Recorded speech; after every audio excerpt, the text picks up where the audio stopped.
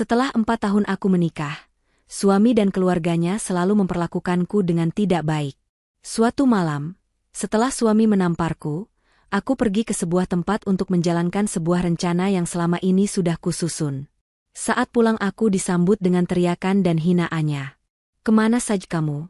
Dasar perempuan murahan."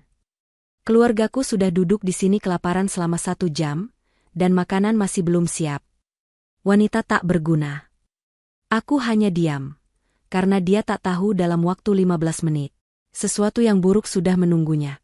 Karena, sebelum ceritanya dimulai, silahkan tulis di kolom komentar dari daerah mana saja teman-teman yang menonton cerita ini. Jangan lupa like dan subscribe agar channel ini bisa semakin berkembang dan bisa mempersembahkan cerita yang lebih menarik lagi.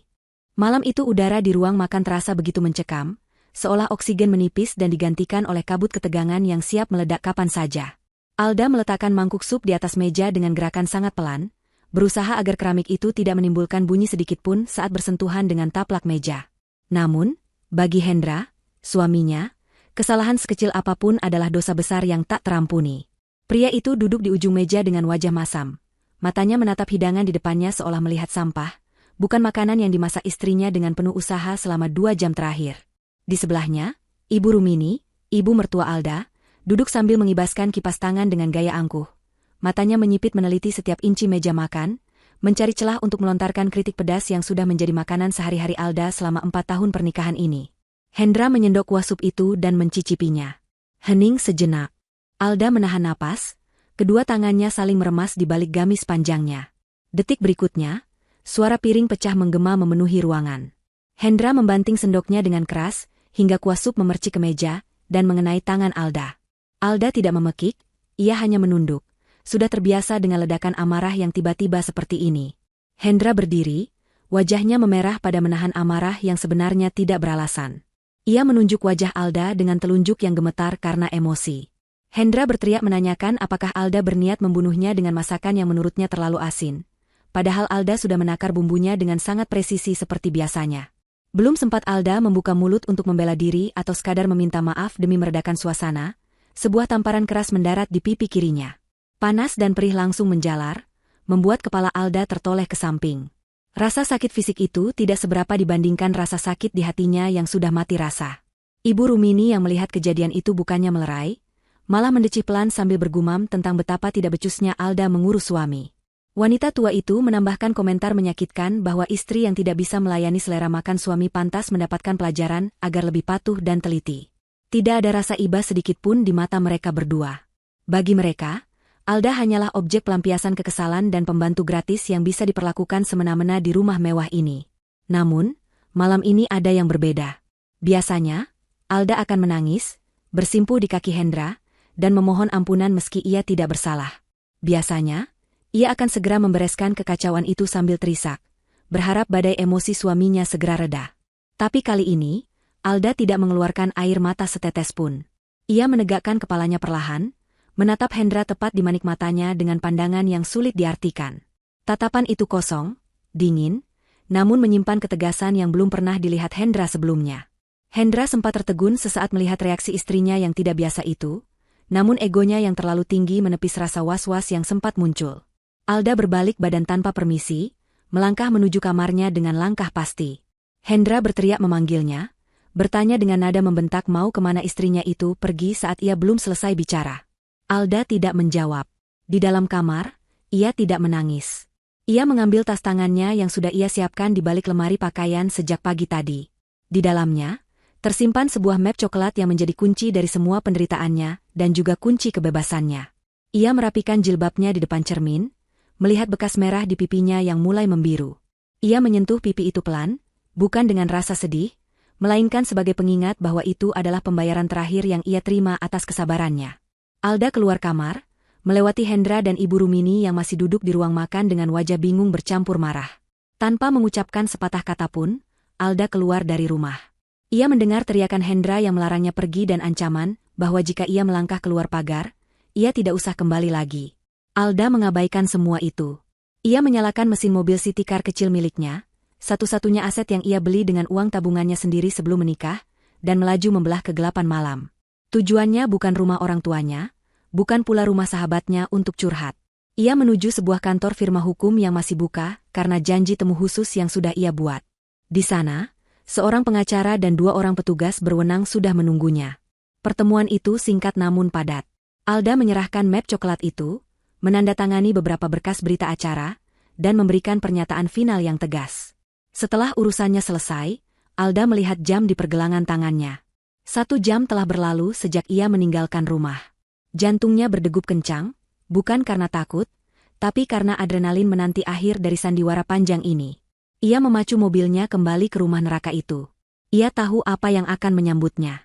Ia tahu caci maki seperti apa yang akan didengarnya. Tapi ia juga tahu sesuatu yang tidak diketahui oleh Hendra maupun Ibu Rumini. Sebuah rahasia yang sedang bergerak mendekat menuju kediaman mereka, membawa serta kehancuran yang mutlak bagi kesombongan suaminya.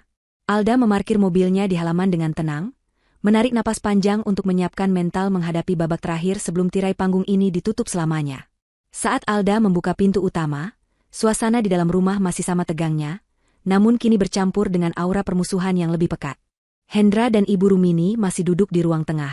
Makanan di meja makan masih utuh, belum disentuh, karena gengsi mereka terlalu tinggi untuk makan masakan yang sudah dicela, namun mereka terlalu malas untuk mencari makanan lain. Begitu melihat sosok Alda muncul di ambang pintu, Hendra langsung berdiri. Wajahnya merah padam, urat-urat lehernya menonjol, menandakan amarah yang sudah ia tahan selama 1 jam terakhir ini sudah mencapai puncaknya. Ia melangkah lebar mendekati Alda, seolah siap untuk melayangkan pukulan berikutnya jika Alda berani membantah. Hendra menyambut kepulangan istrinya dengan teriakan keras yang menggema ke seluruh penjuru rumah. Ia bertanya dengan nada kasar kemana saja Alda pergi keluyuran malam-malam begini. Ia memaki Alda sebagai perempuan murahan yang tidak tahu diuntung. Kalimat-kalimat tajam meluncur deras dari mulutnya tanpa rem. Ia mengatakan bahwa keluarganya, yaitu dirinya dan ibunya, sudah duduk laparan selama 1 jam menunggu Alda pulang untuk menyiapkan makanan baru, tapi Alda malah pergi begitu saja. Hendra menyebut Alda sebagai wanita tak berguna yang hanya bisa menyusahkan suami. Ibu Rumini di sofa belakang ikut menimpali dengan suara cemprengnya, mengompori putranya dengan mengatakan bahwa istri yang berani keluar malam tanpa izin suami sudah pasti melakukan hal yang tidak benar di luar sana. Alda hanya diam mematung di dekat pintu. Ia tidak menjawab tuduhan, perempuan murahan, itu. Ia tidak membela diri atas tuduhan, wanita tak berguna.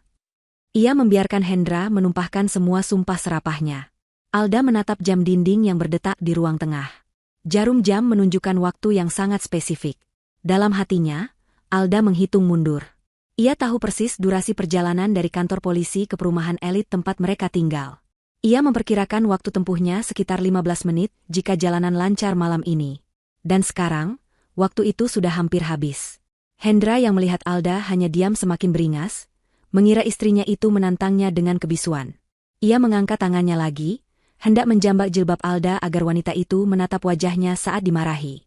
Namun, sebelum tangan kotor itu menyentuh kain jilbab Alda, Alda mundur selangkah dengan tenang. Bibirnya menyunggingkan senyum tipis yang sangat samar, sebuah senyum yang membuat Hendra mengerutkan kening karena bingung. Alda berkata dengan suara pelan namun sangat jelas, menyuruh Hendra untuk menyimpan tenaganya. Ia mengatakan bahwa Hendra akan membutuhkan banyak energi untuk menjelaskan semuanya sebentar lagi. Hendra terdiam, bingung dengan keberanian tiba-tiba istrinya. Belum sempat ia bertanya apa maksud perkataan itu, suara sirine yang meraung-raung terdengar dari kejauhan, semakin lama semakin dekat, memecah kesunyian kompleks perumahan elit tersebut. Wajah Hendra berubah pucat seketika, sementara Alda berdiri tegak, menanti tamu agung yang ia undang untuk menjemput suaminya. Suara sirine itu berhenti tepat di depan pagar rumah mereka, diikuti oleh suara pintu mobil yang dibanting dan derap langkah kaki tegas dari beberapa orang yang memasuki halaman. Lampu rotator berwarna biru dan merah memantul-mantul di dinding ruang tamu melalui celah jendela, menciptakan suasana diskotik yang mengerikan bagi Hendra dan Ibu Rumini. Hendra yang tadinya berdiri gagah dengan penuh amarah di depan Alda, kini melangkah mundur menuju jendela, mencoba mengintip siapa yang datang. Ia melihat 2 mobil patroli polisi dan 1 mobil kijang hitam, tanpa penanda terparkir di depan gerbang, yang memang tidak ia kunci. Ketakutan mulai merayapi punggungnya, namun kesombongannya berusaha menepis logika. Ia berpikir mungkin ada tetangga yang melapor karena keributan teriakannya tadi. Pintu depan diketuk dengan sangat keras dan berwibawa, bukan ketukan tamu yang sopan, melainkan ketukan aparat yang datang untuk menegakkan hukum. Hendra menelan ludah, menatap Alda dengan pandangan bertanya, namun Alda sudah duduk tenang di salah satu kursi tunggal, seolah ia adalah penonton di bioskop yang siap menyaksikan adegan klimaks. Dengan tangan gemetar, Hendra membuka pintu utama.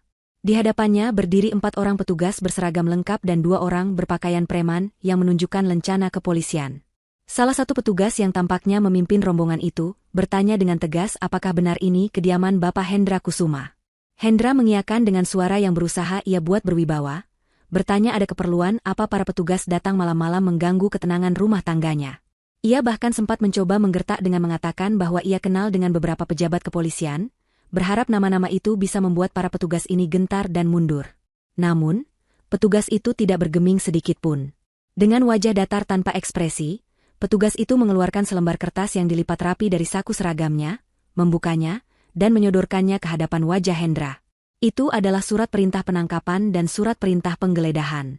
Petugas itu membacakan hak-hak Hendra dan pasal-pasal yang disangkakan kepadanya dengan suara lantang yang bisa didengar jelas oleh Ibu Rumini di dalam rumah.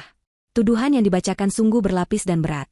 Penggelapan dana perusahaan dalam jumlah masif, pemalsuan dokumen aset, dan pencucian uang yang telah berlangsung selama 4 tahun. Hendra ternganga, matanya terbelalak lebar seolah hendak keluar dari rongganya. Ia menyangkal dengan keras, berteriak bahwa itu semua fitnah dan pasti ada kesalahan sistem. Ia berteriak bahwa dirinya adalah direktur keuangan yang terhormat, bukan kriminal. Keributan itu membuat Ibu Rumini berlari mendekat ke pintu. Melihat anaknya dikepung polisi, naluri keibuannya yang salah kaprah muncul. Ia berteriak histeris, memaki-maki polisi, menuduh mereka sembarangan menuduh orang kaya dan terpandang. Ibu Rumini bahkan mencoba menarik lengan salah satu petugas yang hendak memasangkan borgol ke tangan Hendra. Petugas dengan sigap menahan Ibu Rumini agar tidak menghalangi proses penangkapan. Situasi menjadi kacau balau. Hendra meronta saat tangannya ditarik ke belakang, berteriak memanggil pengacaranya, berteriak bahwa ia akan menuntut balik kepolisian atas tindakan sewenang-wenang ini. Di tengah kekacauan itu, salah satu petugas berpakaian preman yang membawa berkas tebal berkata bahwa mereka memiliki bukti yang sangat kuat dan lengkap, termasuk buku besar transaksi, bayangan, yang selama ini disembunyikan Hendra, serta rekaman percakapan saat Hendra merencanakan pemindahan aset ke rekening luar negeri. Hendra terdiam seketika, wajahnya pucat pasi seperti mayat. Ia tahu betul buku besar itu ia sembunyikan di tempat yang sangat rahasia di brankas kantornya yang hanya ia yang tahu kodenya. Atau setidaknya begitu pikirnya. Hendra menatap petugas itu dengan tatapan tidak percaya, bertanya siapa yang memberikan semua data itu karena aksesnya sangat terbatas. Saat itulah, Alda bangkit dari duduknya. Ia berjalan pelan menuju pintu, berdiri di samping komandan polisi tersebut. Dengan gerakan tenang, Alda mengeluarkan sebuah flash disk kecil dari saku gamisnya dan menyerahkannya kepada polisi tersebut. Ia berkata bahwa itu adalah salinan digital terakhir yang belum sempat ia lampirkan di kantor tadi, berisi rekaman video saat Hendra menyuap auditor eksternal 2 tahun lalu. Polisi itu menerima flash disk tersebut dan mengangguk hormat pada Alda, mengucapkan terima kasih atas kerjasamanya sebagai saksi pelapor sekaligus whistleblower. Hendra menatap istrinya seolah melihat hantu. Mulutnya terbuka tapi tidak ada suara yang keluar. Otaknya yang selama ini menganggap Alda hanyalah wanita bodoh yang hanya tahu urusan dapur, tiba-tiba mengalami korsleting. Ia tidak bisa memproses fakta bahwa orang yang menghancurkan hidupnya, orang yang melaporkannya, dan orang yang mengumpulkan semua bukti itu adalah istrinya sendiri yang baru saja ia tampar 1 jam lalu.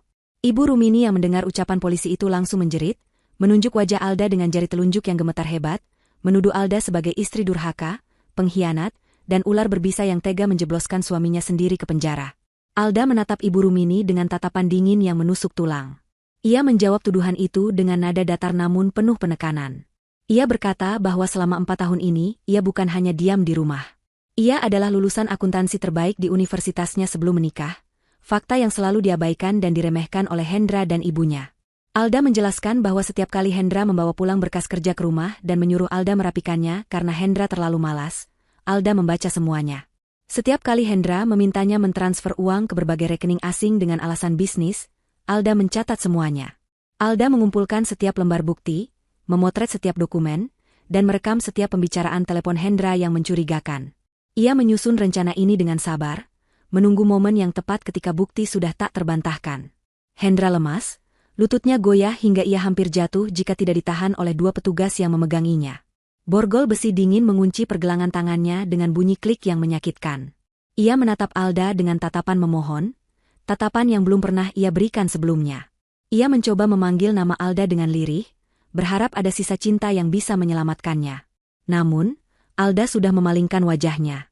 Ia tidak lagi melihat Hendra sebagai suaminya, melainkan sebagai pesakitan yang harus mempertanggungjawabkan perbuatannya. Polisi mulai menyeret Hendra menuju mobil patroli. Tetangga-tetangga mulai keluar rumah, menonton adegan memalukan itu dengan bisik-bisik yang ramai. Ibu Rumini menangis meraung-raung di teras, memanggil nama anaknya, lalu beralih memaki Alda dengan kata-kata kasar. Alda berdiri di ambang pintu, menatap mobil polisi yang membawa Hendra pergi menjauh. Lampu rotatornya perlahan menghilang di tikungan jalan.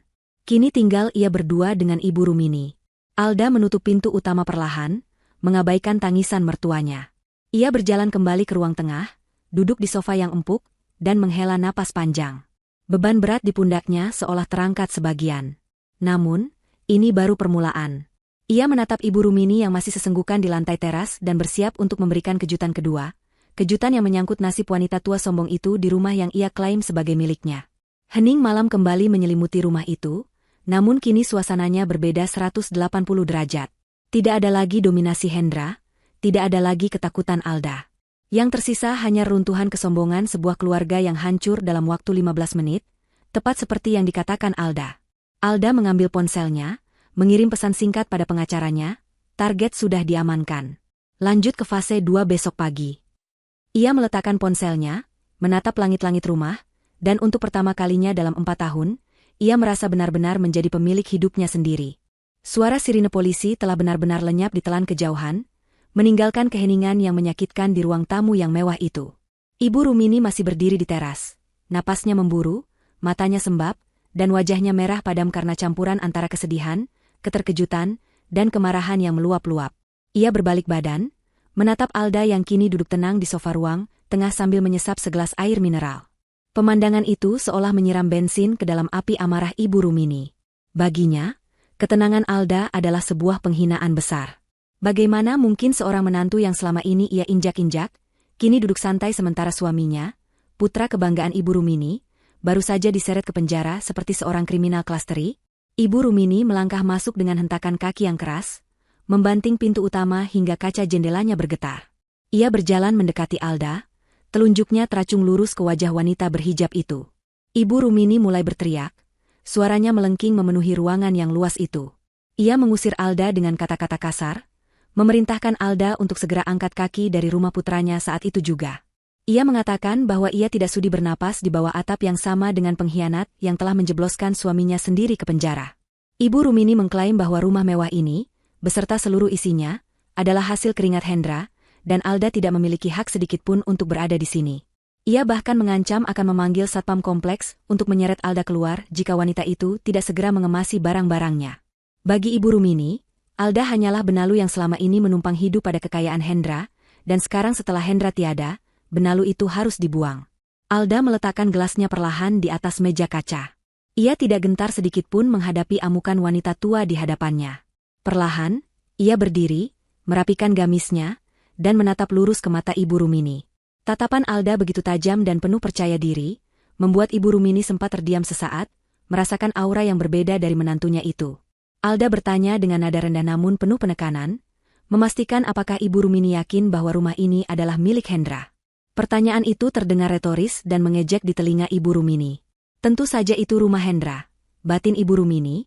Siapa lagi yang mampu membeli properti di kawasan elit ini kalau bukan putranya yang sukses itu? Tanpa banyak bicara, Alda berjalan menuju sebuah laci di meja konsol dekat dinding. Ia membuka laci itu dan mengeluarkan sebuah map dokumen berwarna hijau tebal. Ia melemparkan map itu ke atas meja di hadapan Ibu Rumini. Bunyi, plak, saat map itu mendarat di meja membuat Ibu Rumini tersentak. Alda mempersilakan ibu mertuanya untuk membuka dan membacanya sendiri, jika ia bisa membaca dokumen hukum. Dengan tangan gemetar karena marah, Ibu Rumini menyambar map itu dan membukanya kasar. Matanya menyusuri baris demi baris tulisan di sertifikat tanah dan bangunan tersebut. Napasnya tercekat saat matanya sampai pada kolom pemegang hak. Di sana, tertulis dengan jelas nama lengkap Alda, bukan Hendra. Tidak ada nama Hendra satu huruf pun di dalam sertifikat kepemilikan rumah tersebut.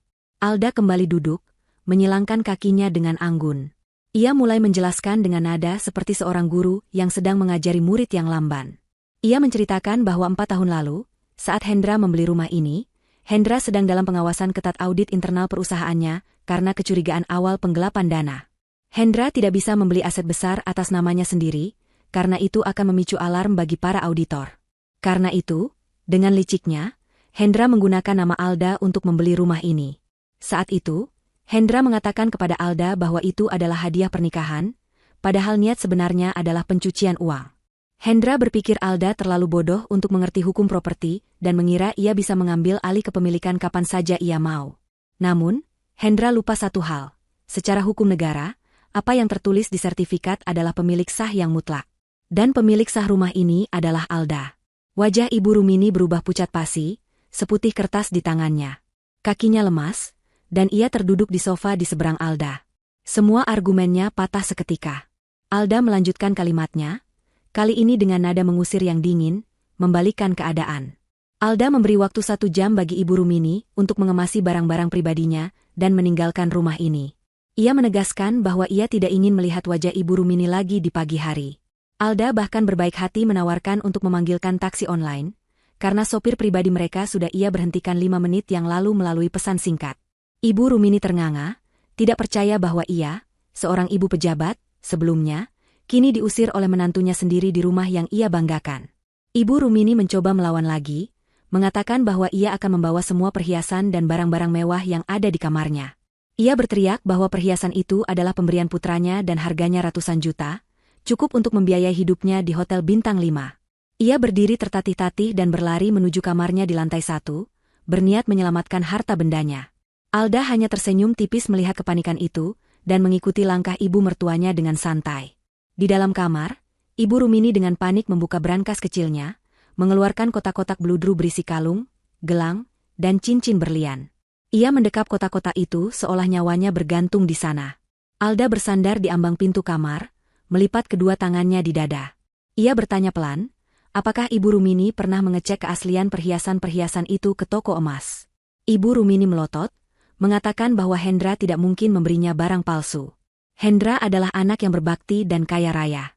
Alda tertawa kecil, sebuah tawa yang terdengar miris. Ia berjalan masuk, mengambil salah satu kotak berisi kalung berlian besar yang sangat dibanggakan Ibu Rumini. Alda mengeluarkan selembar kertas kecil dari saku bajunya, sebuah nota pembelian yang ia temukan di saku jas Hendra tahun lalu. Ia menunjukkan nota itu pada Ibu Rumini. Nota itu berasal dari sebuah toko aksesoris imitasi kualitas premium di sebuah pasar grosir, bukan dari butik perhiasan ternama. Harga yang tertera di sana sangat murah, tidak sampai 1% dari harga asli yang diklaim Hendra. Ibu Rumini merebut nota itu, membacanya berulang kali dengan mata membelalak.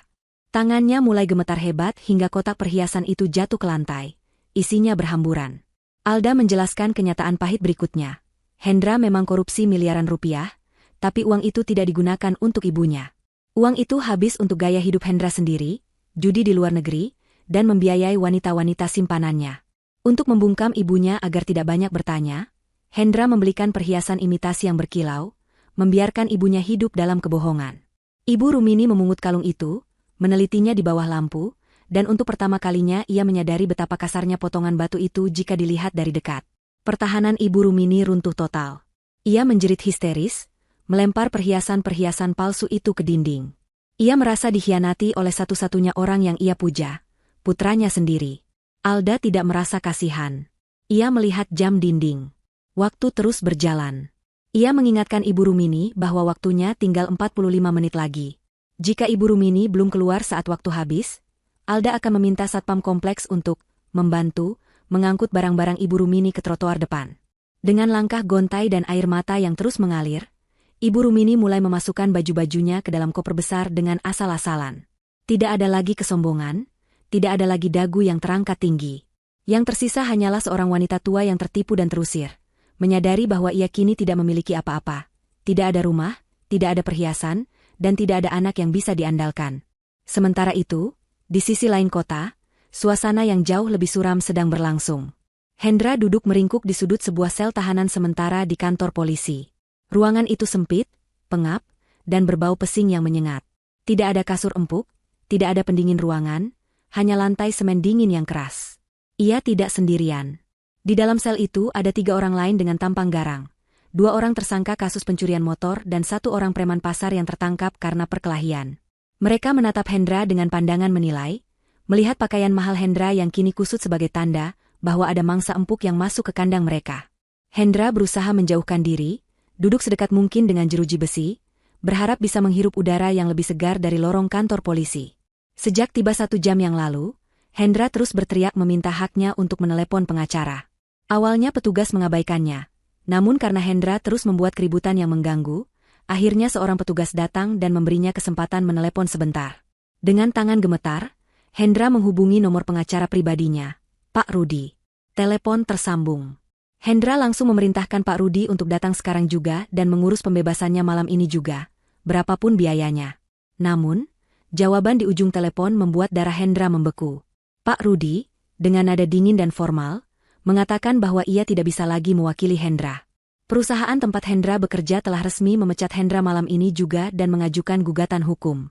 Karena Pak Rudi adalah pengacara yang dikontrak oleh perusahaan, ia kini berada di pihak lawan. Hendra dicampakkan begitu saja. Hendra mencoba menelepon teman-temannya, para pengusaha dan pejabat yang sering ia traktir makan malam mewah dan bermain golf. Satu persatu nomor itu ia hubungi.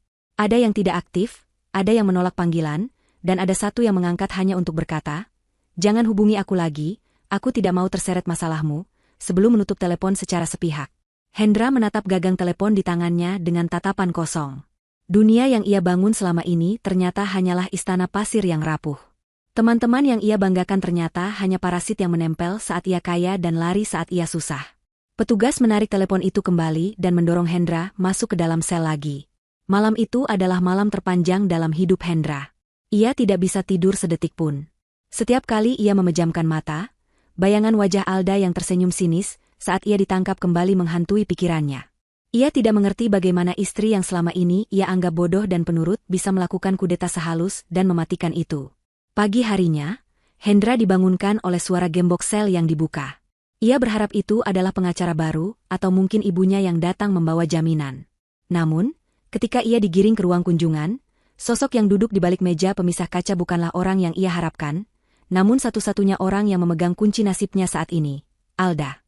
Alda duduk di sana dengan penampilan yang sangat segar, kontras dengan Hendra yang bermata panda, rambut acak-acakan, dan wajah berminyak. Alda mengenakan pakaian rapi, wajahnya tenang tanpa beban. Hendra langsung menyambar gagang telepon interkom di sisi kaca, matanya menyala penuh amarah bercampur harapan. Ia mulai mengancam Alda, mengatakan bahwa Alda akan menyesal telah melakukan ini.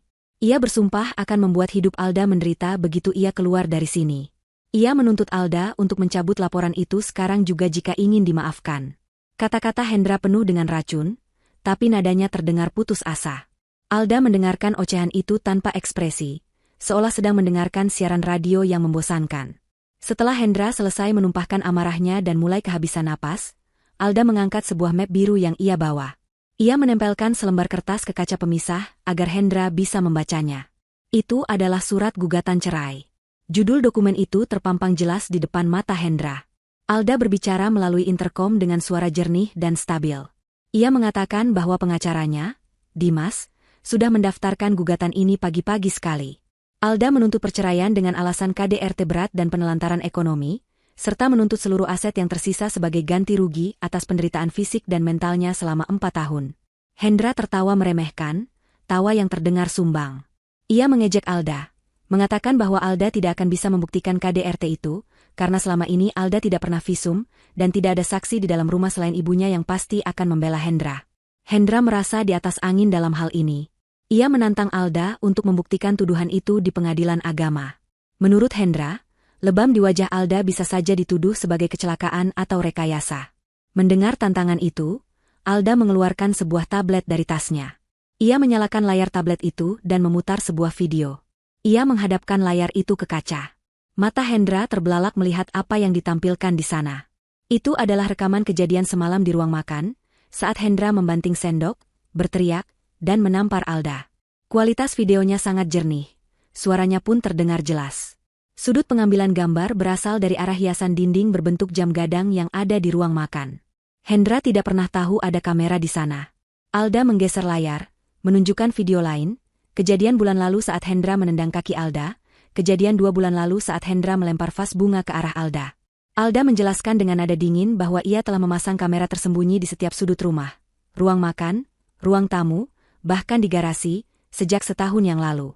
Semua perlakuan kasar Hendra, semua hinaan Ibu Rumini, semuanya terekam dengan sempurna dan tersimpan aman di server cloud yang tidak bisa diakses Hendra. Alda mengatakan bahwa video-video ini bukan hanya akan digunakan untuk sidang perceraian, tetapi juga sudah diserahkan ke kepolisian sebagai bukti tambahan untuk pasal penganiayaan. Jadi, selain hukuman penjara karena korupsi yang bisa mencapai belasan tahun, Hendra juga akan menghadapi hukuman tambahan karena kekerasan dalam rumah tangga. Hendra menjatuhkan gagang telepon interkom itu. Ia merasa dunianya benar-benar runtuh. Tidak ada celah untuk lari. Tidak ada lagi penyangkalan yang bisa ia buat. Bukti visual itu adalah paku terakhir di peti mati kebebasannya. Ia menatap Alda dengan pandangan horor, menyadari bahwa wanita di hadapannya ini telah merencanakan kehancurannya dengan sangat teliti, inci demi inci, detik demi detik. Alda menatapnya sekilas, lalu membereskan barang-barangnya. Sebelum pergi, Alda mendekatkan wajahnya ke kaca dan mengucapkan satu kalimat terakhir melalui interkom yang menggantung.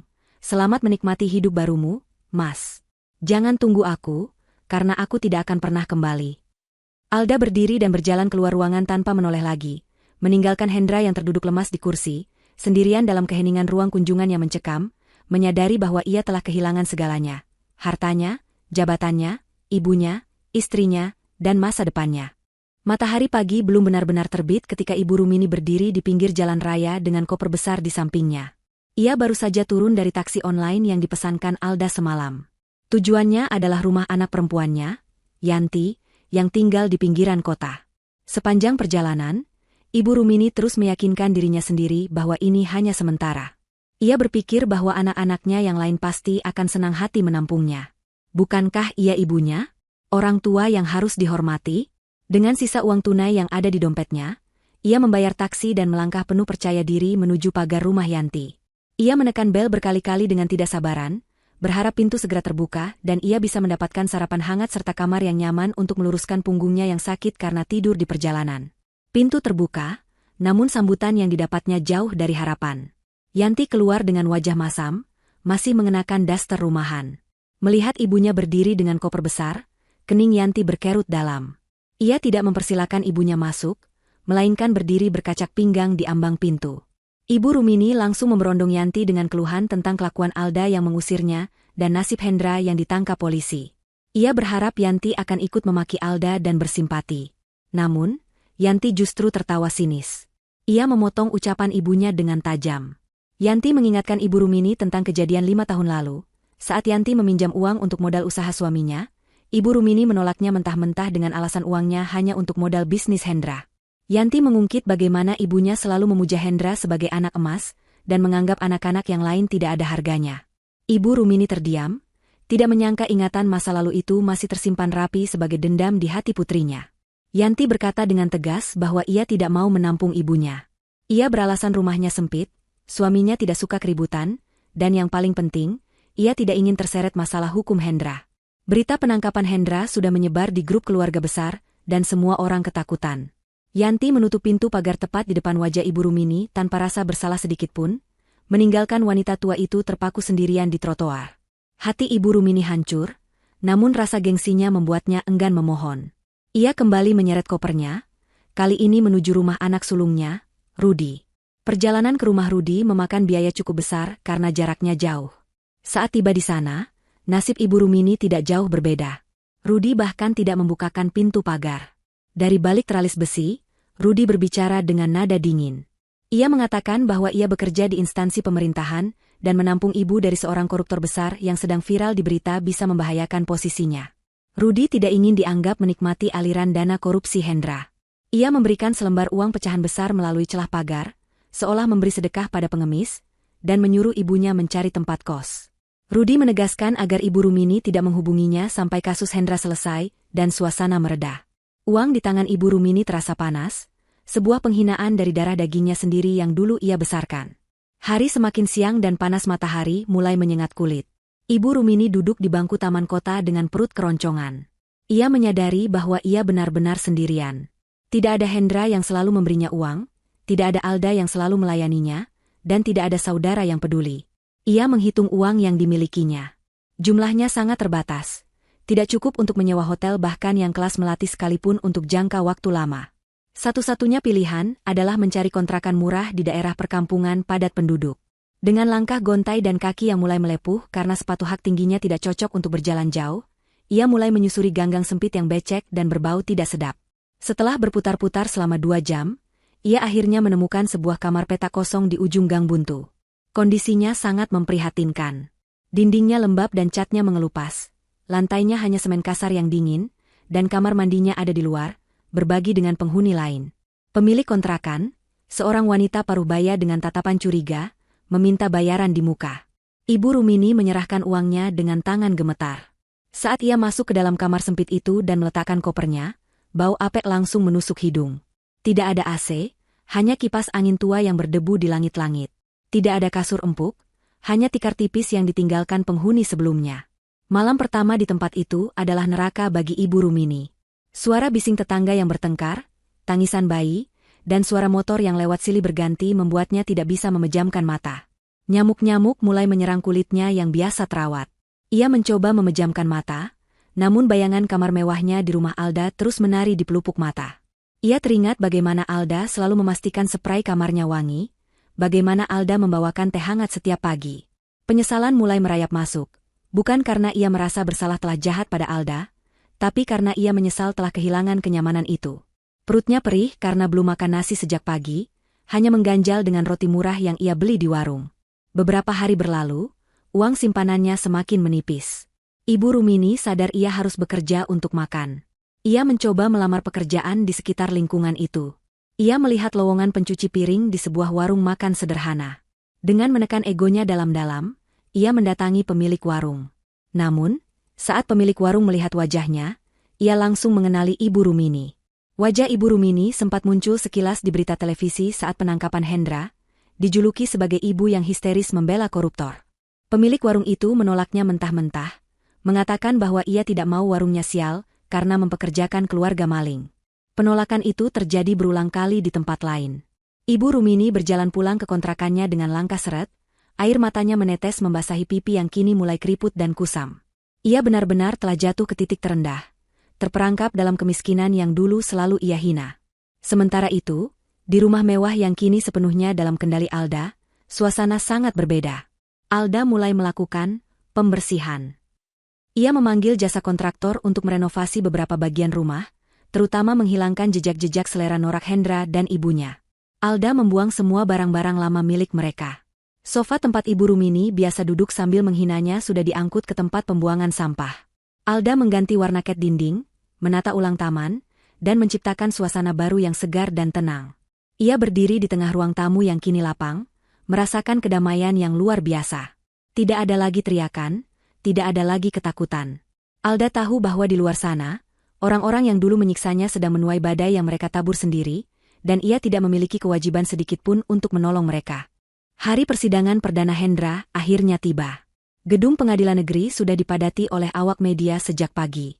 Kasus korupsi dan penggelapan dana yang melibatkan Hendra menjadi sorotan publik, karena nilainya yang fantastis dan melibatkan perusahaan ternama. Mobil tahanan tiba, dan Hendra diturunkan dengan tangan terborgol. Penampilannya sangat mengenaskan. Tubuhnya yang dulu berisi kini terlihat kurus kering. Wajahnya tirus dengan lingkaran hitam di bawah mata, dan rambutnya yang dulu selalu tertata rapi dengan minyak rambut kini tumbuh berantakan. Ia berjalan menunduk, menghindari kilatan lampu kamera wartawan yang terus mencecarnya dengan pertanyaan tajam. Di belakang kerumunan, Ibu Rumini hadir. Ia mengenakan baju lusuh, satu-satunya baju layak yang tersisa, berusaha menerobos barisan keamanan untuk melihat putranya. Namun ia hanya bisa melihat punggung Hendra yang menghilang di balik pintu ruang sidang. Di dalam ruang sidang, suasana hening dan tegang. Alda duduk di kursi saksi dengan penampilan yang memukau. Ia mengenakan busana kerja yang sopan dan profesional, jilbabnya tertata rapi, memancarkan aura wibawa dan kecerdasan. Berbeda jauh dengan sosok istri tertindas yang dulu dikenal Hendra. Saat hakim ketua mengetuk palu tanda dimulainya sidang, Hendra menatap Alda dengan tatapan memohon, namun Alda tidak membalas tatapan itu. Fokus Alda hanya pada majelis hakim dan jaksa penuntut umum. Ketika giliran Alda memberikan kesaksian, ruangan itu senyap, semua orang mendengarkan setiap kata yang keluar dari mulutnya. Alda memaparkan kesaksiannya dengan tenang, runtut, dan didukung data yang akurat. Ia menjelaskan bagaimana Hendra memalsukan tanda tangan direktur utama, bagaimana Hendra membuat perusahaan cangkang untuk mengalirkan dana, dan bagaimana Hendra menggunakan uang perusahaan untuk kepentingan pribadi. Alda berbicara layaknya seorang auditor ahli, menggunakan istilah-istilah akuntansi dan hukum yang membuat pengacara Hendra, seorang pengacara publik yang ditunjuk negara karena Hendra sudah tidak mampu membayar pengacara swasta, kewalahan. Setiap kali Hendra mencoba membantah dengan emosi, hakim memperingatkannya untuk diam. Bukti-bukti yang diserahkan Alda dalam map coklat malam itu kini terpampang di layar proyektor ruang sidang, menjadi senjata mematikan yang menelanjangi semua kejahatan Hendra. Tidak hanya soal keuangan, jaksa juga mulai masuk ke ranah perilaku Hendra. Alda membeberkan fakta bahwa sebagian besar uang hasil kejahatan itu digunakan untuk membiayai gaya hidup hedonis, termasuk membelikan barang-barang mewah untuk ibunya dan berjudi. Ibu Rumini yang duduk di kursi pengunjung paling belakang menutup wajahnya karena malu. Semua mata pengunjung sidang tertuju padanya dengan tatapan mencemooh. Alda juga menyerahkan bukti tambahan berupa rekening koran yang menunjukkan aliran dana ke beberapa wanita yang tidak dikenal. Hal ini semakin menyudutkan posisi Hendra di mata hukum dan moral publik. Hendra tampak semakin kecil di kursi pesakitan, bahunya merosot, menyadari bahwa tidak ada satupun orang di ruangan ini yang berpihak padanya. Saat sesi tanya-jawab hampir selesai, Hendra diberi kesempatan untuk membela diri. Dengan suara parau dan putus asa, ia mencoba memainkan kartu korban. Ia menuduh Alda sebagai istri yang tidak tahu terima kasih, istri yang sengaja menjebaknya karena ingin menguasai harta. Ia berteriak bahwa Alda memanipulasi data, dan bahwa Alda sebenarnya tahu tentang semua transaksi itu dan menikmatinya. Namun, pembelaan itu terdengar konyol dan tidak berdasar. Alda dengan tenang menjawab bahwa ia memiliki bukti jejak digital, bahwa ia tidak pernah menggunakan 1 rupiah pun uang haram tersebut untuk keperluan pribadinya. Semua pendapatannya berasal dari hasil kerjanya sendiri secara freelance yang selama ini ia sembunyikan dari Hendra. Dan aset rumah yang ia miliki dibeli dengan skema yang justru dirancang oleh Hendra sendiri untuk menghindari pajak. Jawaban cerdas itu membuat pengunjung sidang bertepuk tangan riuh, membuat hakim harus mengetuk palu berkali-kali untuk menertibkan suasana. Tiba-tiba, pintu ruang sidang terbuka dengan kasar. Seorang wanita muda dengan penampilan mencolok dan riasan wajah tebal masuk tanpa izin. Petugas keamanan mencoba menahannya, namun wanita itu berteriak lantang memanggil nama Hendra. Itu adalah Vina, wanita simpanan Hendra yang selama ini disembunyikan. Semua orang mengira Vina datang untuk membela Hendra, atau memberikan dukungan moral. Hendra sendiri sempat tersenyum tipis, berharap Vina akan menjadi penyelamatnya atau setidaknya saksi yang meringankan. Namun, harapan itu hancur berkeping-keping dalam hitungan detik. Vina berjalan menuju pagar pembatas antara kursi pengunjung dan area sidang. Ia tidak menatap Hendra dengan cinta, melainkan dengan kemarahan yang meluap. Di depan hakim, jaksa, dan seluruh hadirin, Vina berteriak menagih janjinya. Ia mengatakan bahwa Hendra telah berjanji membelikannya sebuah unit apartemen dan mobil bulan ini, tapi ternyata Hendra malah masuk penjara dan semua akses keuangannya dibekukan. Vina merasa tertipu karena ia sudah keluar modal banyak untuk melayani Hendra selama ini. Ia bahkan mengeluarkan ponselnya dan menunjukkan bukti percakapan mesum dan janji-janji manis Hendra di depan umum. Ruang sidang menjadi gempar. Wartawan berebut mengambil foto momen memalukan itu. Hendra menunduk dalam-dalam, wajahnya merah pada menahan malu yang luar biasa. Ia tidak hanya terbukti sebagai koruptor dan pelaku KDRT, tapi kini ia juga terbukti sebagai peselingkuh yang bodoh. Vina terus memaki-maki Hendra sebagai penipu ulung dan laki-laki tidak bermodal, sampai akhirnya petugas keamanan menyeretnya keluar dari ruang sidang. Teriakan Vina masih terdengar menggema di lorong gedung pengadilan, menambah daftar panjang aib yang harus ditanggung Hendra hari itu. Alda menatap kekacauan itu dengan wajah datar. Ia tidak terkejut karena ia tahu tentang Vina. Sebenarnya, Alda lah yang secara anonim mengirim pesan kepada Vina pagi ini, memberitahu lokasi dan waktu sidang Hendra, memancing wanita itu untuk datang membuat keributan. Alda tahu sifat Vina yang materialistis dan meledak-ledak. Strategi itu berhasil sempurna. Kredibilitas Hendra hancur total. Hakim ketua menatap Hendra dengan tatapan jijik yang tidak bisa disembunyikan. Sidang hari itu ditutup dengan keputusan skorsing. Namun semua orang sudah tahu kemana arah palu hakim akan jatuh nanti. Saat Alda berjalan keluar dari ruang sidang, dikawal oleh Dimas, pengacaranya, wartawan mengerubunginya. Namun Alda menolak memberikan komentar. Ia berjalan tegak melewati Ibu Rumini yang masih duduk terpaku di bangku pengunjung, menangis sesenggukan. Ibu Rumini mencoba memanggil nama Alda, mencoba meraih tangan mantan menantunya itu, mungkin untuk meminta maaf atau meminta bantuan. Tapi Alda tidak berhenti. Ia terus berjalan lurus ke depan, langkah kakinya mantap meninggalkan masa lalu yang menyedihkan di belakangnya. Bagi Alda, sidang hari ini bukan tentang memenangkan perdebatan, tapi tentang menunjukkan kepada dunia siapa sebenarnya Hendra dan keluarganya, sebuah pertunjukan kebenaran yang menyakitkan namun membebaskan. Langit di luar jeruji besi tampak abu-abu, senada dengan masa depan Hendra yang kini tak lagi memiliki warna. Di dalam sel tahanan yang sempit dan berbau apek itu, waktu seolah berjalan dengan cara yang berbeda. 1 jam terasa seperti 1 hari, dan 1 hari terasa seperti 1 tahun. Hendra duduk meringkuk di sudut ruangan, memeluk lututnya sendiri, sebuah posisi yang sangat jauh dari citra direktur keuangan angkuh yang ia tampilkan selama bertahun-tahun. Ia sudah berada di sana selama beberapa minggu menunggu proses persidangan lanjutan, dan selama itu pula ia merasakan isolasi yang menyakitkan. Bukan hanya isolasi fisik dari dunia luar, tetapi isolasi sosial yang lebih kejam. Teman-teman golfnya, rekan-rekan bisnis yang dulu menjelatnya demi proyek, bahkan saudara-saudaranya sendiri, semuanya menghilang bak ditelan bumi. Tidak ada kiriman makanan enak, tidak ada kunjungan simpati, tidak ada pengacara hebat yang datang menawarkan bantuan pro bono. Hendra benar-benar sendirian, dikelilingi oleh narapidana lain yang memandangnya dengan tatapan lapar, seolah ia adalah domba gemuk yang tersesat di kandang serigala. Siang itu, seorang petugas sipir datang memukul jeruji besinya dengan tongkat, memanggil namanya dengan nada kasar yang membuat telinga Hendra berdenging. Ada kunjungan untuknya. Harapan kecil sempat menyala di hati Hendra. Mungkinkah itu salah satu koneksinya yang akhirnya mau membantu? Atau mungkin pengacara baru yang melihat celah dalam kasusnya? Dengan langkah gontai dan tangan yang kembali diborgol, Hendra digiring menuju ruang kunjungan. Namun, ketika ia sampai di sana dan melihat sosok yang duduk di balik kaca pembatas, bahunya merosot lemas. Itu bukan penyelamat. Itu adalah Ibu Rumini, ibunya sendiri. Namun, penampilan wanita tua itu sungguh membuat hati miris. Ibu Rumini yang dulu selalu tampil prima dengan sasak rambut tinggi dan pakaian bermerek, kini terlihat seperti gelandangan. Wajahnya kusam tanpa riasan, kerudung instan yang dipakainya tampak lusuh dan miring, dan bajunya adalah baju lama yang warnanya sudah pudar. Tubuhnya kurus, tulang pipinya menonjol, menandakan bahwa ia mungkin tidak makan dengan layak selama beberapa hari terakhir. Hendra duduk di kursi besi yang dingin, mengangkat gagang telepon interkom dengan tangan gemetar. Ia menatap mata ibunya, berharap menemukan sedikit ketenangan atau kasih sayang di sana. Namun, yang ia temukan hanyalah sorot mata yang penuh dengan kepanikan, kemarahan, dan tuntutan. Tidak ada pertanyaan, bagaimana kabarmu? Atau, apakah kamu sehat? Yang keluar dari mulut Ibu Rumini. Kalimat pertama yang diucapkan wanita tua itu dengan suara parau dan mendesak adalah pertanyaan tentang uang. Ibu Rumini bertanya di mana Hendra menyembunyikan uang tunai darurat. Ia yakin Hendra pasti punya simpanan rahasia di suatu tempat yang tidak diketahui Alda atau polisi. Ia menceritakan betapa menderitanya hidupnya sekarang.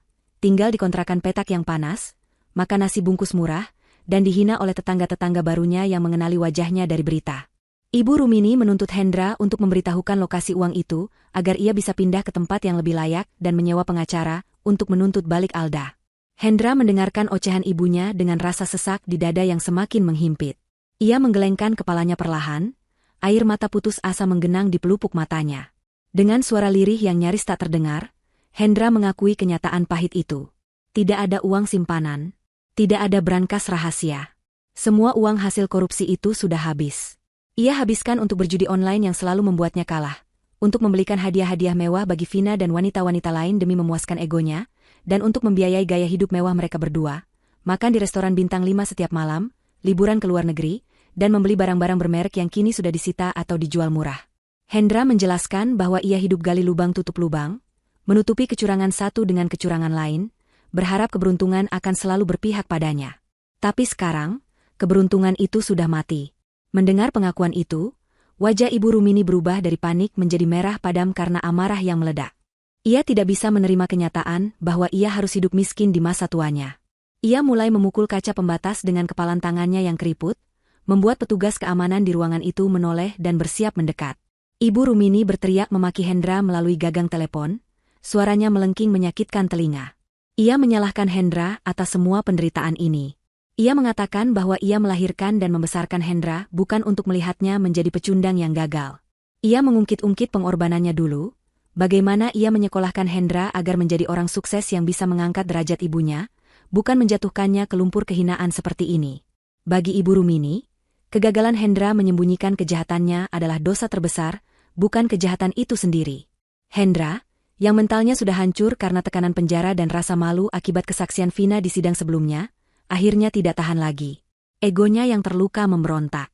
Ia membalas teriakan ibunya. Ia mengatakan bahwa semua ini juga salah Ibu Rumini. Hendra mengingatkan bagaimana ibunya selalu menuntut dibelikan ini dan itu. Bagaimana ibunya selalu membanding-bandingkan kesuksesan Hendra dengan anak-anak temannya, memaksa Hendra untuk terlihat lebih kaya dari yang sebenarnya.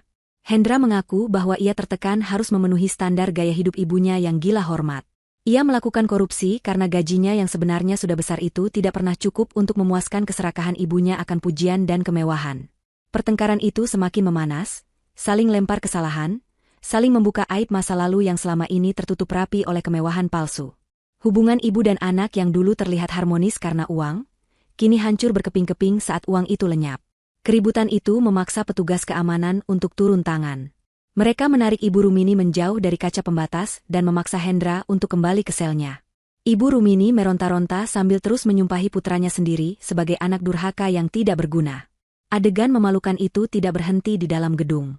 Saat Ibu Rumini diseret keluar dari lapas, beberapa wartawan infotainment yang memang sedang berjaga di sana untuk meliput kasus profil tinggi ini melihat keributan tersebut. Mereka langsung menyalakan kamera dan mengerubungi Ibu Rumini. Dalam keadaan emosi yang tidak stabil dan pikiran yang kalut, Ibu Rumini justru menumpahkan kekesalannya kepada wartawan. Ia berbicara buruk tentang Hendra, mengatakan bahwa ia ditipu oleh anaknya sendiri, bahwa ia tidak tahu apa-apa soal korupsi itu dan ia adalah korban dari kebodohan anaknya. Rekaman wawancara spontan yang penuh amarah dan air mata buaya itu langsung menjadi viral dalam hitungan jam, menjadi tontonan publik yang semakin menghancurkan reputasi keluarga mereka. Jauh dari kegaduhan itu, di sebuah gedung perkantoran pencakar langit di pusat kota, Alda duduk di kursi kerjanya yang nyaman. Ruangannya luas, dengan dinding kaca yang menampilkan pemandangan kota metropolitan yang sibuk. Di layar televisi besar yang terpasang di dinding, berita tentang pertengkaran Ibu Rumini dan Hendra sedang ditayangkan secara berulang-ulang. Alda menatap layar itu dengan ekspresi datar, tidak ada senyum kemenangan yang berlebihan, hanya rasa lega yang mendalam.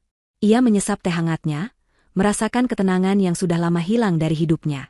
Di mejanya, tergeletak sebuah dokumen tebal, kontrak akuisisi perusahaan baru yang akan ia pimpin. Perusahaan tempat Hendra dulu bekerja, setelah mengalami kerugian besar akibat skandal korupsi Hendra dan direksi lainnya, memutuskan untuk menjual sebagian sahamnya.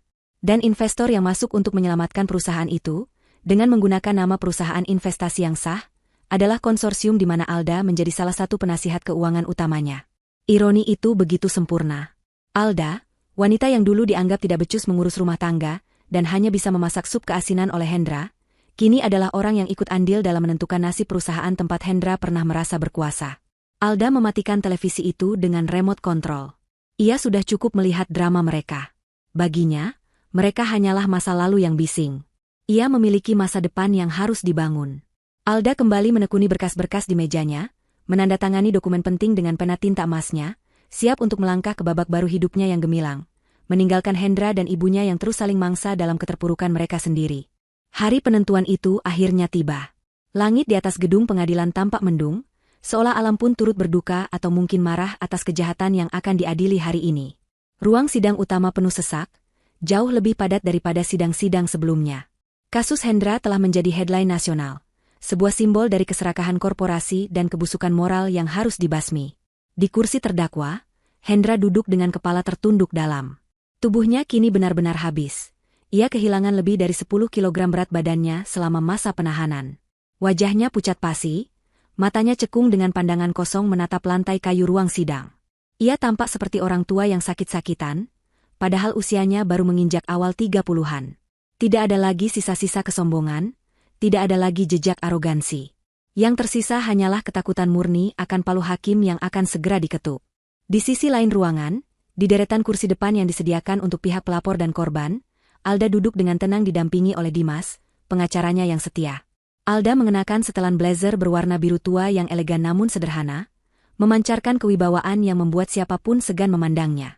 Ia tidak menoleh sedikit pun ke arah Hendra. Fokusnya lurus ke depan, ke arah meja majelis hakim yang tinggi. Hari ini bukan hanya tentang vonis pidana korupsi Hendra, tetapi juga pembacaan keputusan pengadilan agama mengenai gugatan cerai dan pembagian harta gonogini yang prosesnya telah dipercepat karena adanya unsur pidana berat yang tak terbantahkan. Alda telah menyerahkan segala urusan emosinya pada Tuhan, dan segala urusan hukumnya pada fakta. Ia siap menerima keadilan dalam bentuk apapun. Hakim ketua, seorang pria parubaya dengan wajah tegas dan kacamata tebal, mulai membacakan putusannya. Suaranya berat dan bergema melalui pengeras suara, mengisi setiap sudut ruangan dengan ketegangan yang mencekam. Hakim membacakan satu persatu fakta persidangan yang telah terbukti secara sah dan meyakinkan. Hendra terbukti melakukan tindak pidana korupsi secara berlanjut, penggelapan dana perusahaan, pemalsuan dokumen otentik, serta tindak pidana pencucian uang. Selain itu, hakim juga membacakan pertimbangan yang memberatkan. Terdakwa tidak menunjukkan rasa penyesalan yang tulus, terdakwa memberikan keterangan yang berbelit-belit di awal persidangan, dan terdakwa terbukti menggunakan uang hasil kejahatan untuk gaya hidup hedonis serta perjudian, yang melukai rasa keadilan masyarakat. Poin tentang KDRT juga disinggung sebagai faktor yang menunjukkan karakter buruk terdakwa, meskipun dakwaan utamanya adalah korupsi. Hendra memejamkan matanya rapat-rapat, keringat dingin mengucur deras di pelipisnya. Jantungnya berdegup kencang, seolah ingin meledak keluar dari rongga dadanya. Ia menahan napas saat hakim sampai pada bagian amar putusan. Mengadili, suara hakim meninggi, menyatakan terdakwa Hendra Kusuma terbukti secara sah dan meyakinkan bersalah melakukan tindak pidana korupsi. Menjatuhkan pidana kepada terdakwa oleh karena itu dengan pidana penjara selama 15 tahun. Angka itu menghantam Hendra seperti sebuah pukulan palu godam tepat di ulu hati. 15 tahun. Ia mencoba menghitung cepat di kepalanya. Ia akan keluar saat usianya hampir 50 tahun. Separuh hidup produktifnya akan habis membusuk di dalam penjara. Tapi hukuman itu belum selesai. Hakim melanjutkan, dan denda sebesar 5 miliar rupiah, dengan ketentuan apabila denda tersebut tidak dibayar, maka diganti dengan pidana kurungan selama 2 tahun. Ruangan sidang berdengung dengan bisik-bisik para pengunjung. Jumlah denda itu sangat besar, dan semua orang tahu Hendra sudah bangkrut. Itu artinya, Hendra harus menjalani tambahan hukuman. Hakim kemudian membacakan putusan terkait aset. Memerintahkan agar barang bukti berupa tanah dan bangunan di Jalan Cempaka. Hakim menyebutkan alamat rumah mewah yang dulu ditempati Hendra, dikembalikan kepada saksi korban, saudari Alda, sebagai pemilik sah berdasarkan sertifikat hak milik yang valid, serta sebagai bagian dari kompensasi atas kerugian material dan imaterial akibat tindak kekerasan dalam rumah tangga yang dialaminya. Palu diketuk 3 kali dengan keras. Tok, tok. Tok. Bunyi itu adalah akhir dari segalanya bagi Hendra. Ia merasa dunia di sekelilingnya berputar. Telinganya berdenging hebat, suara hakim dan riuh rendah pengunjung terdengar menjauh. Kakinya tidak lagi mampu menopang tubuhnya. Hendra ambruk dari kursinya, pingsan di lantai ruang sidang. Keributan terjadi. Petugas medis dan polisi segera berlari mendekat untuk memeriksa kondisinya. Di bangku penonton, tidak ada Ibu Rumini. Wanita tua itu tidak hadir karena tidak punya ongkos dan terlalu malu untuk menampakkan wajahnya lagi di depan umum setelah insiden viral di penjara kemarin. Hendra pingsan dalam kesendirian yang mutlak, dikelilingi orang asing yang tidak peduli padanya. Alda melihat tubuh mantan suaminya digotong keluar ruangan dengan tandu, namun ia tidak beranjak dari tempat duduknya untuk mendekat. Tidak ada air mata, tidak ada rasa iba yang berlebihan. Ia hanya merasa beban berat yang selama 4 tahun ini menindih punggungnya akhirnya diangkat sepenuhnya. Dimas menepuk pelan bahu Alda, memberinya senyuman selamat yang tulus. Alda membalas senyuman itu, sebuah senyum yang benar-benar lepas dan ringan. Mereka berdua berdiri, merapikan berkas-berkas, dan berjalan keluar dari ruang sidang dengan langkah tegap. Di luar gedung pengadilan, matahari akhirnya muncul dari balik awan mendung, menyinari pelataran gedung dengan cahaya keemasan yang hangat. Udara terasa segar, jauh lebih segar dari yang pernah dirasakan Alda sebelumnya. Puluhan wartawan mencoba mendekatinya, menyodorkan mikrofon, meminta tanggapan atas vonis maksimal yang diterima mantan suaminya. Alda berhenti sejenak, menarik napas panjang, lalu berbicara dengan tenang dan singkat di depan kamera. Keadilan sudah ditegakkan. Saya berterima kasih kepada penegak hukum. Ini adalah pelajaran bagi kita semua bahwa tidak ada kejahatan yang sempurna, dan tidak ada penderitaan yang abadi. Mulai hari ini, saya menutup buku masa lalu saya dan membuka lembaran baru. Alda menolak menjawab pertanyaan lebih lanjut tentang kondisi Hendra atau Ibu Rumini. Ia berjalan menuju mobilnya, sebuah SUV baru yang ia beli dengan hasil kerja kerasnya sendiri yang halal. Dimas membukakan pintu untuknya. Sebelum masuk ke dalam mobil, Alda menoleh sekali lagi ke arah gedung pengadilan yang megah itu. Di balik tembok tebal itu, Hendra akan memulai mimpi buruknya yang panjang selama 15 tahun ke depan. Di tempat lain, Ibu Rumini akan menjalani sisa hidupnya dalam penyesalan dan kemiskinan di kamar kontrakan yang sempit. Karma telah bekerja dengan cara yang sangat rapi, teliti, dan tak terelakkan. Alda masuk ke dalam mobil, dan saat kendaraan itu melaju meninggalkan area pengadilan, ia tahu bahwa ia telah memenangkan pertempuran ini. Bukan dengan kekerasan, bukan dengan teriakan, tapi dengan kesabaran, kecerdasan, dan keberanian untuk mengambil kembali harga dirinya yang sempat dirampas. Alda menyalakan radio, sebuah lagu ceria terdengar mengalun, menjadi soundtrack sempurna untuk hari pertama kebebasannya yang sejati. Langit di atas perkampungan kumuh itu tampak kelabu, seolah turut merasakan penderitaan yang sedang dialami oleh salah satu penghuninya. Di dalam kamar kontrakan yang sempit dan lembab, Ibu Rumini terbaring lemah di atas tikar tipis yang menjadi satu-satunya alas tidurnya selama sebulan terakhir. Tubuhnya menggigil hebat, bukan karena pendingin ruangan yang dulu selalu ia nikmati di rumah mewah anaknya, melainkan karena demam tinggi yang tak kunjung turun. Batu kering yang menyakitkan terus menyiksa tenggorokannya, membuatnya sulit bernapas. Tidak ada segelas air hangat atau obat-obatan mahal di meja samping tempat tidur. Yang ada hanyalah botol air mineral kosong dan sisa bungkus roti yang sudah mengeras. Ibu Rumini mencoba bangun untuk mengambil air dari keran di kamar mandi luar, namun kakinya terlalu lemah untuk menopang berat badannya yang kini tinggal tulang berbalut kulit. Ia terjatuh kembali ke lantai, mengerang kesakitan saat pinggulnya menghantam semen yang keras. Tetangga sebelah kamar, seorang ibu muda yang sedang menjemur pakaian, mendengar suara gaduh dari kamar Ibu Rumini. Meski Ibu Rumini sering bersikap angkuh dan tidak mau bergaul, rasa kemanusiaan membuat tetangga tersebut memberanikan diri mengetuk pintu. Tidak ada jawaban, hanya suara rintihan lirih. Tetangga itu memanggil warga lain, dan mereka mendobrak pintu kayu yang rapuh itu. Pemandangan yang mereka temukan sungguh menyedihkan. Wanita tua yang dulu selalu membanggakan kekayaan putranya itu kini tergeletak tak berdaya, wajahnya pucat pasi, dan matanya cekung. Warga segera bergotong royong membawanya ke rumah sakit umum daerah terdekat menggunakan angkutan umum, karena tidak ada yang memiliki mobil pribadi. Sepanjang perjalanan, Ibu Rumini setengah sadar, meracau memanggil nama Hendra dan Alda bergantian. Sesampainya di instalasi gawat darurat, Ibu Rumini ditempatkan di bangsal kelas 3 yang penuh sesak. Bau obat-obatan bercampur dengan bau keringat pasien lain, membuat perutnya mual. Seorang perawat datang memeriksa kondisinya dan meminta data penanggung jawab keluarga. Dengan suara parau dan tangan gemetar, Ibu Rumini menyebutkan nomor telepon anak-anaknya. Perawat itu mencoba menghubungi Rudi, anak sulung Ibu Rumini. Telepon tersambung, namun begitu perawat menjelaskan bahwa ibunya masuk rumah sakit dan membutuhkan biaya pengobatan segera, Rudi langsung memutus sambungan telepon dengan alasan sedang rapat penting dan tidak bisa diganggu. Perawat mencoba menelepon kembali, namun nomor itu sudah tidak aktif. Rudi telah memblokir nomor rumah sakit tersebut. Harapan beralih ke Yanti, anak perempuan Ibu Rumini. Saat dihubungi, Yanti menjawab dengan nada ketus. Ia mengatakan bahwa ia tidak punya uang untuk membiayai pengobatan ibunya, karena usaha suaminya sedang sepi. Yanti bahkan menyuruh pihak rumah sakit untuk meminta biaya kepada Hendra di penjara, sebuah hal yang mustahil dilakukan. Yanti menutup telepon dengan kasar, menegaskan bahwa ia tidak mau bertanggung jawab. Ibu Rumini yang mendengar percakapan itu dari kejauhan merasa hatinya hancur berkeping-keping. Air mata menetes dari sudut matanya, bukan karena sakit fisik, melainkan karena rasa sakit akibat pengkhianatan darah dagingnya sendiri. Anak-anak yang ia besarkan dengan memanjakan mereka, anak-anak yang ia bela mati-matian, kini membuangnya seperti sampah saat ia tidak lagi berguna. Dalam keputusasaan, pihak administrasi rumah sakit menemukan satu nomor kontak darurat lama yang tersimpan di dompet Ibu Rumini, sebuah kartu nama yang terselip di balik foto usang. Itu adalah nomor Alda. Perawat itu ragu sejenak. Namun karena kondisi Ibu Rumini semakin kritis dan butuh tindakan medis segera, ia menghubungi nomor tersebut. Tidak seperti anak-anak kandungnya, Alda mengangkat telepon itu pada dering kedua. Suaranya tenang dan sopan. Setelah mendengar penjelasan perawat, hening sejenak di ujung telepon. Alda tidak langsung menolak, namun ia juga tidak terdengar panik.